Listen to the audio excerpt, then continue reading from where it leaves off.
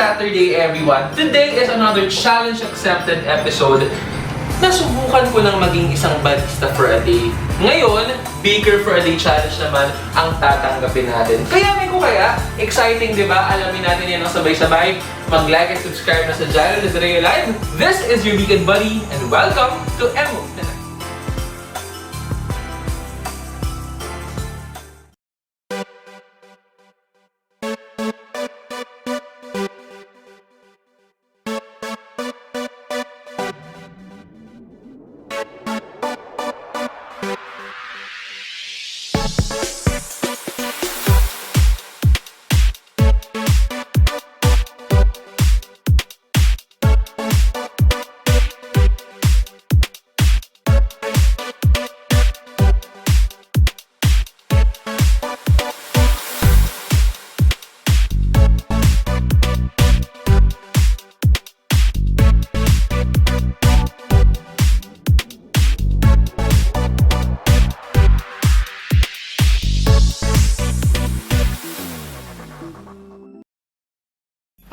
Sa katuparan ko ang aking Baker for a Day Challenge. Makakasama ko ngayon si Miss Judge of Elinise Bakeshop. Hello po! Welcome to the show! Good morning po. Bati ka muna sa ating po mga viewers online. Magandang umaga po sa inyong lahat. Yun. Ang Elinise Bakeshop po ay gumagawa ng iba't ibang breads, cakes, pero ngayon susubukan ko mismo gumawa ng cheese roll. Tama po ba? Pero bago yun, gusto kong malaman kung paano po nagsimula ang Elinise Bakeshop. Nagsimula lang siya as hobby. Gusto lang ng husband ko na magawa ng pandesal sa bahay since panadero yung tatay niya sa Iloilo before. Then yung mother ko gumagawa naman ng pang sariling konsumo na cake. Then nag-start lang kami ng hobby tapos yung interest na develop na lang. Nag-start kami sa mga desiccated macaron. Yung ano. Tapos pandesal, mga pandikoko, tapos fan din kami ng mga Asian breads. Tapos ensaymada, doon. Pero puro ano lang pang sarili. Tapos hanggang sa patikim naman, di ba bumibiro ng ganon. So, tinibigyan na namin. Nagkakaroon na dyan, magpa-order ka. So, doon na nagsimula. Doon nagsimula na maging business siya? Oo. Happy siya from 2011-2012 hanggang mga mid-2014. Pero nung mag-start kami magtinda mag-asawa ng online ng ensaymada is 2014. Paano kayo, syempre, sa hobby, nag-start kayo, self-taught yung ginagawa niyo. Pero, YouTube. I know, YouTube. Pero alam ko, nag-enroll ka rin somewhere para din mas enhance yung skills. A little bit of workshop sa mga pinasukan yung isa sa Makati, sa TRC. Then may konting course ako kay Chef Henny Season. Tapos, along the way, siguro mga 2019, nakamit din kami ng mga taong tumulong sa amin para mag-develop, para mas sumarap pa yung tinapay. Kasi yung tinapay kasi is continuous research. At kung mapapansin mo, di ba, dati wala naman mga Asian bread. So, continuous yung aming mga lagi may mga bago, nag-innovation. So, nakamit kami ng 2019 ng taong support sa amin para mag-develop yung tinapay. Then, doon na kami nag-start, magtayo na siya. Almost 10 years na kayong gumagawa, no? No, 2014. Tapos, ano yung mga best sellers ng Elinise Bakeshop na paborito ng mga suki natin? Ensaymada. Ensaymada. Tapos, nung sa Asia, ayun yung Korean. Korean bread, tsaka Korean sausage man. Pero syempre, nag-pandemic, lahat tayo almost affected po, lahat ng mga negosyo, ganyan. Paano naapektuhan ng COVID-19 pandemic ang Elinise? Malaki ang effect. Kasi before kami nagtayo ng shop sa Barleta, sa schools muna kami, sa private schools. So since ang unang nangyari sa COVID, tinigil ang pasukan. So wala kaming kantin na papasukan. So nag-try kami na mag-entertain ng resellers. But then, alam naman natin ang resellers, hindi naman siya regular. So nung nagkaroon ng time na nag-open ng business yung isang kaibigan ko, nabanggit niya na open yun sa Barleta. Yun, doon na nagsimula sa sige, try ako masukin na to. But that was, na makita ko yung pwesto mga September 2020. Yun nga. Pero itong paglulutuan natin na to. Nag-start kami magluto dito ay 2019.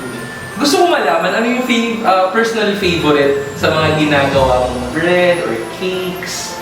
Ensaymada. Oo, kaya yun yung unang Di ba nag-introduce ka na din ng iba't ibang flavor variants? Oo. Variations. Nag-start kami sa traditional, cheese lang. Ito, para po sa ating mga viewers na gustong masubukan ang gawang Elinise Bakeshop, saan po kami pwedeng pumunta, mag-order, magpa-deliver? Yung shop namin sa Barneta, bukas siya Monday to Saturday. As of today, hanggang Saturday pa lang kami. Monday to Saturday, 8 to 7 p.m. And then, pwede nyo kaming i-message sa page namin mismo, Elinise Bakeshop, sa Facebook, or sa message kayo sa cellphone number na 0917-710-6959.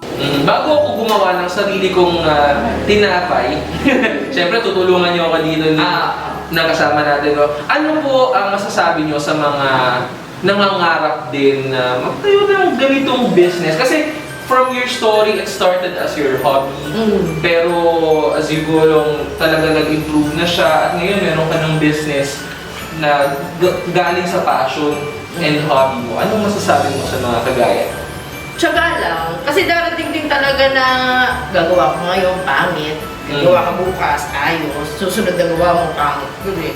Tiyaga lang. Kung may makita mo na may mali, pag-aralan mo, saan parte ka nagkamali, research, and then don't stop learning.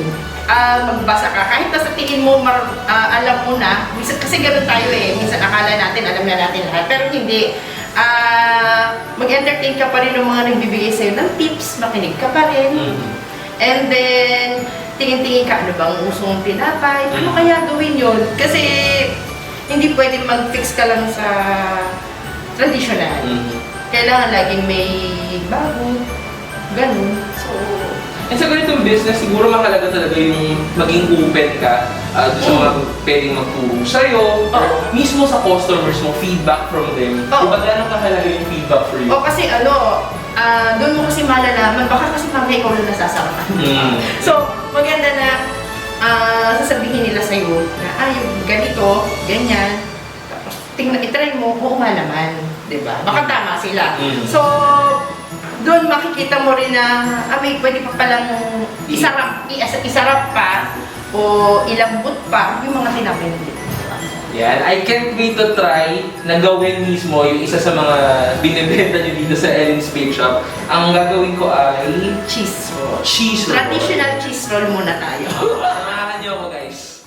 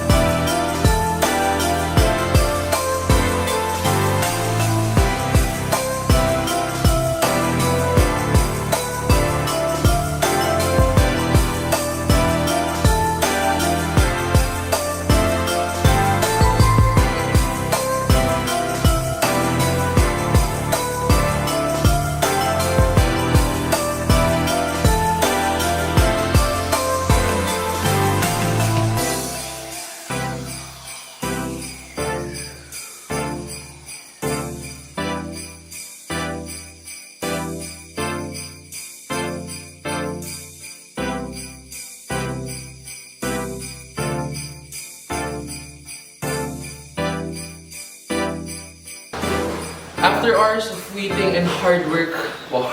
Ito na ang Elinise cheese roll na ako mismo yung gumawa. So papatikim natin sa dalawang batikan sa paggawa ng tinapay kung approve ba yung cheese roll na ginawa ko. Ikaw muna, madam.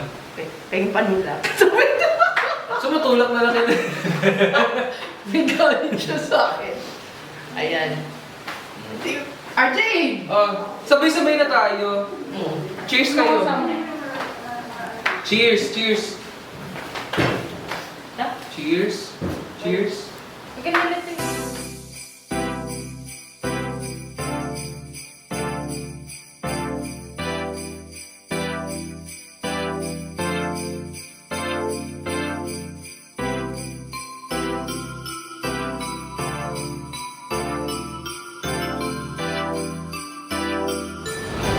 Thank you everyone for staying with me as I unlock a new challenge today. Merry Christmas everyone and enjoy your holidays with your friends and family. I am Lazareo and thank you for watching MOE Tonight.